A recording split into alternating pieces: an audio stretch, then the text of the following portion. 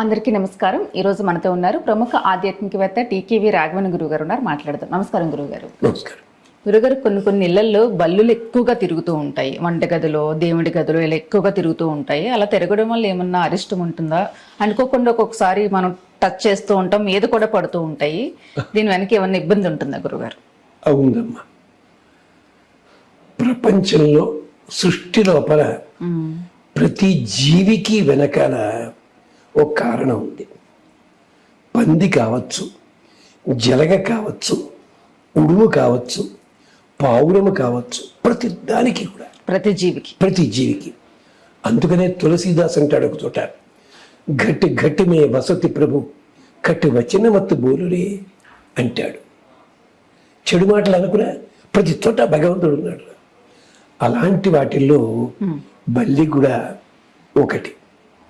దాని గొప్పతనం, దాన్ని చూసి మనం ఏం నేర్చుకోవాలో మాకు ఎలిమెంటరీ స్కూల్లో మా మాస్టర్ చెప్పారు.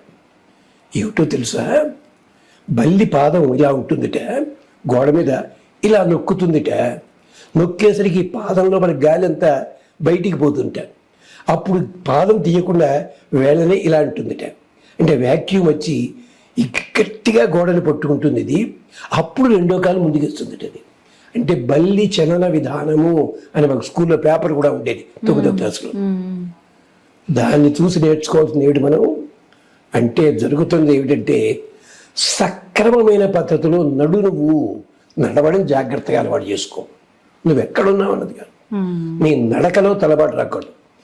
బల్లి పొరపాటుని జారి పడింది అనుకోండి, అది పొరపాటును జారి పడుతుంది, లేదా మిర్చి పెట్టి కొడితే పడుతుంది, దానంతో అది పడుతుంది. పొరపాటుని పడింది అంటే ఏదో సూచన చెయ్యబోతోంది.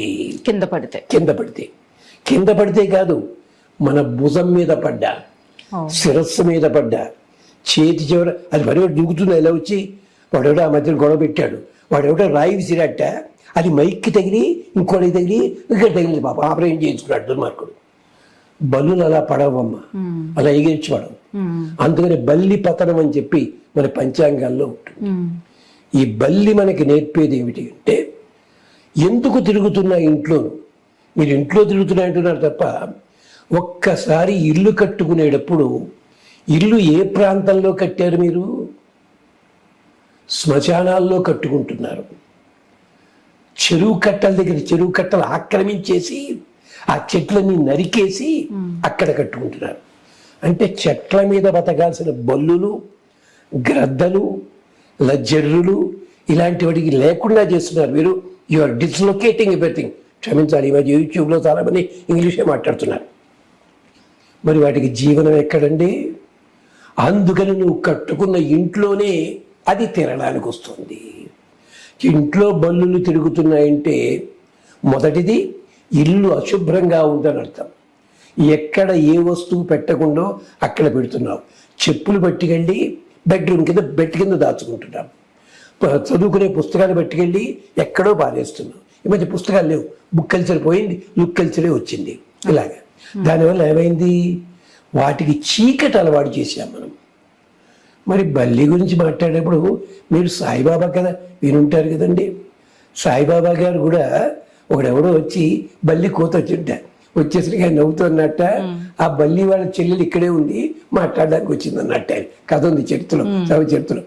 అంటే ఏమిటి, బల్లి పాట అన్నది ఆ శబ్దము కూడా సంకేతము.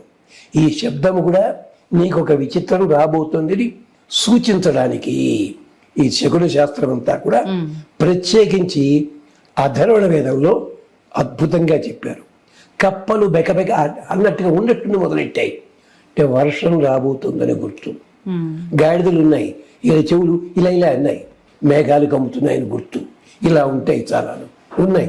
అంత ఏమన్నా అంత అబద్ధం, ఏదో జాత ఏదో అంత ఏమంటారు దాన్ని, పూరీకులు పెట్టారు ఇంతే లేదని అంటారు ఈ మోడర్న్ వాళ్ళు. ఇది ఎందుకని బల్లి పాటు జరగడానికి కారణం ఏమిటి అంటే, మనం తప్పు చేసింది ఎక్కడ అంటే, మన కట్టుకోకూడని చోట ఇళ్ళు కట్టుకుంటున్నాం. అంతేకాదు వాటికి శుభ్రత పాటించటం లేదు.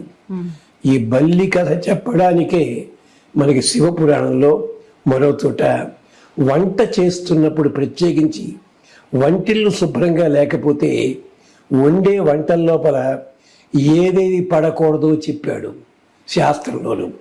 బల్లి పడితే విషం అది. ఆడవాళ్ళు సినిమాకి వెళ్ళే ముందు ఇప్పుడైతే ఎప్పుడు పడితే అప్పుడు ఎడుతున్నారు. పూర్వకాలంలో సినిమాకి పోయి అనగానే వంట చేసి వస్తూ ఉండండి, 5 చుట్టూ కూడా కూర్చున్నారు, దాంట్లో పడుతుంది అది. ఇలాంటివి అంటే ఆహార పదార్థాలు మళ్ళీ అవుతాయి.